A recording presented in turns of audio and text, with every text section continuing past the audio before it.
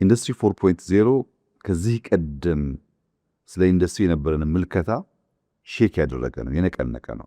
ኢንዱስትሪ ማለት ጭስና ብረት ብቻ አይደለም። ኢንዱስትሪ ስንል ስለ ጭስና ስለ ብረት የምናስበው ምልከታ በተሟላ መንገድ ኢንዱስትሪውን ለመገንዘብ አያስችለንም። ኢንዱስትሪ ከጭስና ከብረት በተጨማሪ ቺፕስና ዳታን ያካትታል። ቺፕስና ዳታን ያካተተ ኢንዱስትሪ የተሟላ ኢንዱስትሪ አይደለም የሚል አንድ እሳቤ ያለው። ለምሳሌ በ4.0 ኢንዱስትሪ ውስጥ ከሚጠቀሰው አንዱ አንጓ ነገር ኤአይ ነው፣ አርቲፊሻል ኢንተለጀንስ። አርቲፊሻል ኢንተለጀንስ በጣም በርካታ ነገሮች እየነካካ የመጣ ጉዳይ ነው። ከዚህ ቀደም በርቀት እንደምናስበው አይደለም። አሁን ወደ ጓዳችን እየገባ ነው። የእኛም ሁኔታ እንኳን ብትተው አሁን በመካከለኛው ምስራቅ ያለውን ጦርነት ብትወስድ ኦፕን ክላው የፈጠረው አቅም በዚህ ውጊያ ውስጥ ያለው ሚና በቀላል ሊታይ አይደለም። በኦፕን ክላው ሲስተም ዓለምን የምታይባቸው ቱሎች አሉ። የዓለምን የኤር ትራንስፖርት እንቅስቃሴ ምንም ብዙዎች ሳታወጣ ሲሲቲቪ ካሜራን በመጠቀም በብዙ ሀገራት ያለን የትራንስፖርት ሲስተም ለማየት ብዙ መረጃዎች ከማታቃቸው ኦፕን ሶርሶች ሰብስቦ አናላይዝ አድርጎ ለአንተ ለዲሲሽን ለውሳኔ በሚያግዝ መንገድ የማቅረብ አቅሙ አንቢሊቨብል፣ በጣም ለማመን ያስቸግራል። ኤአይ ሌላውን ትተህ በአንዳንድ ዓለም አቀፍ ተቋማት ውስጥ 10 የቦርድ አባላት ካሉ አንድ ድምፅ አልባ ቦርድ አባል ኤአይ ነው። ለምሳሌ በእኛ በኤአይ ዩኒቨርሲቲ ውስጥ ራሱ ኤአይ የቦርድ አባል ነው። ቦታ አያደርግም፣ ግን በምንከራከርባቸው አጀንዳዎች በሙሉ ኮሜንት ያደርጋል፣ ሐሳብ ይሰነዝራል። በዚህ ሐሳብ ተንተርሰው የቦርድ አባላት ተወያይተው ውሳኔ ያሳድራሉ። ምን ማለት ነው? ስለምንም ጉዳይ ብትጠይቀው ከአንተ የተሻለ በፈጠነ ጊዜ ውስጥ መልስ አለው። ያ መልስ ሙሉ በሙሉ የሚወሰድ ካልሆነ በሰው ልጅ ጭንቅላት የምትከራከርበት ሊሆን ይችላል። እና ኤአይ በ4.0 ኢንዱስትሪ ውስጥ እያመጣ ያለው ቅድም ያነሳሁትን የምርታማነት እና ለኤክስፖርት ተመራጭነት፣ ለፍጥነት ገበያን ለማስተሳሰር እየተጫወተ ያለው ሚና በጣም ከፍተኛ ነው። ኢንተርኔት ኦፍ ቲንግስ ሁለተኛው ኤግዛምፕል ሊሆን ይችላል። ኢንተርኔት ኦፍ ቲንግስ የሚባለው ሁሉም ነገር ምግቡም፣ ሽያጩም፣ ንግዱም ከኢንተርኔት ጋር ያለው ትስስር ማለት ነው። የምታዝበት፣ የምትከፍልበት፣ የምትመርጥበት መንገድ በሙሉ ወደ ኢንተርኔት እየተቀላቀለ መጥቷል። በብዙ ዓለማት እኛም ጋር እየተለመደ ነው ያለው። ሮቦቲክስ ቅድም ያነሳውን ኢንዱስትሪ ሰው የሚያደርጋቸውን ስራዎች ሮቦቶች ማድረግ ጀምረዋል። ከዚያም አልፎ በቅርቡ አይተህ ከሆነ በመካከለኛው ምስራቅ የግመል ውድድር ነበር። የግመል ውድድሩ ከዚህ ቀደሙ ሰው ወጥቶበት የሚሽቀዳደምበት ሳይሆን ሮቦቶች ወጥተው ልክ እንደ ሰው እየገረፉ ግመሉ ውድድር ያደርጋሉ። እሽቅድድሙ ይፈለጋል ካልቸራል ስለሆነ። ሰው የሚሆንበት ሰዓት ግን በርከት ያሉ አደጋዎች ስላሉ ያን አደጋ ለመቀነስ ሮቦቶች ሰውን ተክተው ግመሎችን ያወዳደሩ። አሸናፊ የሚሆነው ግመሉ ነው ቀድሞ የገባው። እንደዚህ አይነት ሁሉ ልምምዶች በሮቦቲክስ ተጀምሯል። አውቶሜሽን ላይ በጣም ሰፊ ኢምፓክት አለው። ቢግ ዳታ አናሊቲክስ፣ ትላልቅ ዳታዎችን አናላይዝ ማድረግ፣ ስለ አንድ ነገር ከመወሰን በፊት ከብዙ ሶርሶች ከብዙ ዳታ ትሪያንጉሌት አድርገህ የጠራውን ለእውነት የቀረበውን ነገር የመምረጥ ጉዳይ በ4.0 ውስጥ አንድ ትልቁ አንኳር ነገር ነው። ዲጂታል ትዊንስ አሁን በጣም እያበበ የመጣው ነገር፣ ስለ ማንኛውም ነገር ትዊንስ ይሰራና ያንን ነገር ያንን ሰው በአካል አግኝተህ ከማናገርህ በፊት የሱን ትዊንስ የሱን አምሳያ አናግረህ ስለሰውየው በቂ ግንዛቤ መውሰድ።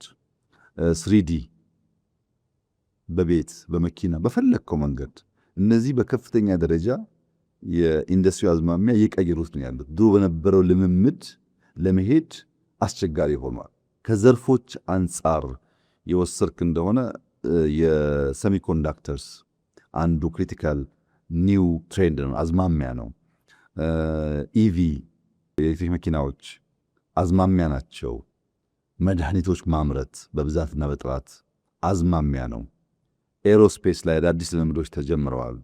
ባዮቴክኖሎጂ ላይ አድቫንስድ ማቴሪያልስ ወይም ማቴሪያል ሳይንስ የሚባለው ላይ ስለ እያንዳንዱ ነገር የሚጠቀሙት ማቴሪያል አድቫንስድ የመሆን ለሎንጂቪቲም ይሁን ለጥራት ማለት ነው። እነዚህ ጉዳዮች እንደ አንድ ትሬንድ እንደ አንድ አዝማሚያው ይታያሉ። እዚህ ውስጥ እንድምታ አለው። ይህ ትሬንድ ምንድን ነው እንድምታው ያልክ እንደሆነ ከርካሽ ጉልበት ወደ ክህሎት መሳብ ነው። ከዚህ ቀደም እኔ ጋር ቺፕ ሌበር አለ እና ኑ ይባል ነበር ለኢንቨስትመንት እንደምታስታውሰው። ያ ነገር ተበላሽቷል። አሁን ቺፕ ሌበር ሳይሆን ስኪል ነው የሚያስፈልገው። ለምን ያልክ እንደሆነ ስኪል ብቃት የመፍጠር አቅም ከቁጥር በላይ ድርሻ የያዘ ማለት ነው። ሁለተኛው ከጥሬ ዕቃ አምርቶ ከመሸጥ ወደ ፈጠራ የታደገበት መንገድም እንደዚሁ ሌላ ትሬንድ ነው። በዚህ ትሬንድ ውስጥ እንደ አዝማሚያ የሚወሰድ ነው። ለምሳሌ ኤንቪዲያን ብትወስድ ኤንቪዲያ የዛሬ 20 ዓመት ገደማ ሲጀምር ጀስት ስታርታፕ ነበረ። የኤንቪዲያ ፕራይመሪ ስራው ከተለያዩ ሶፍትዌሮች አፕሊኬሽን በመስራት አናሊሲስ በማውጣት እውቀት ነው ጀነሬት የሚያደርገው። አናሊሲስ ነው ፕራይመሪ የሚሰራው ስራ።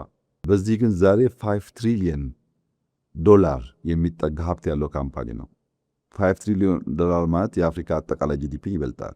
በፈጠራ አቅም እያንዳንዷን አፕሊኬሽንና ኢንፎርሜሽን አናላይዝ አድርጎ በሚያወጣቸው እውቀቶች በጣም ትልቅ ኩባንያ ሆኗል። ይህንን ትሬንድ እንደ አንድ አዝማሚያ ካየን በኋላ በእኛ ሀገር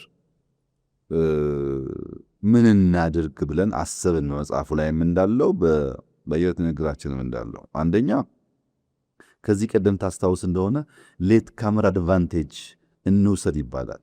አርፍዶ ደራሽነትን እንደ እድል እንጠቀም ይባላል። አሁን ያለ ምልከታ ሌት ካመር አድቫንቴጅ ሳይሆን ጣጣ ነው ያለው። አርፍዶ መድረስ ጣጣ ነው ያለው። ጣጣው ምንድን ነው?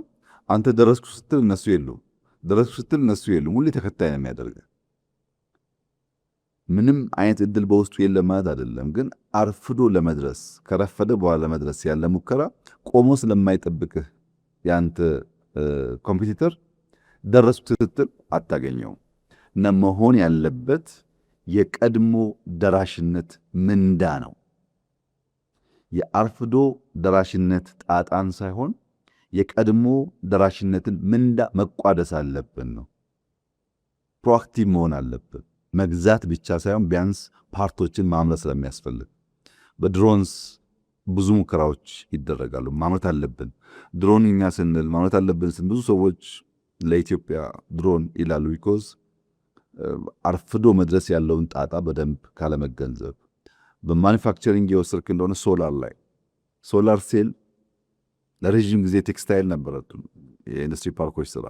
ወደ ሶላር ሴል ስንገባ አይተነዋል ምን ያክል በትንሽ ቦታ ላይ ብዙ ብር ማግኘት እንደምንችል። ኤአይ ዩኒቨርሲቲ አሁን የምንገነባው ኤአይ ዩኒቨርሲቲ በአፍሪካ የመጀመሪያው ነው። ለምን? አርፍደን መድረስ ሳይሆን ቀድመን በመድረስ ፕሮአክቲቭ በመሆን ያለውን እድል መቋደስ አለብን ከሚል እሳቤ። ፋርማስቲካል ላይ በቅሊንጦ ፓርክ ላይ የጀመርናቸው ስራዎች የኢትዮጵያን የሀገር ውስጥ ፍጆታ ከፍተኛ ደረጃ እያሳደጉ ነው ያሉት። ዲጂታል ኢትዮጵያ 2030 በብዙ መልኩ ኢትዮጵያ በመጀመሪያው አዝማሚያ በ4.0 ኢንዱስትሪ ያሉ አዝማሚያዎችን ዘግይታ ከመድረስ ፈጥና ፕሮአክቲቭሊ ለመቋደስ ያላትን እድል የሚያሰፋ ነው። ይሄ እስካሁን ያወራሁልህ እንግዲህ ጀስት አንድ አዝማሚያ ነው። ይህ አዝማሚያ የ4.0 አዝማሚያ ነው።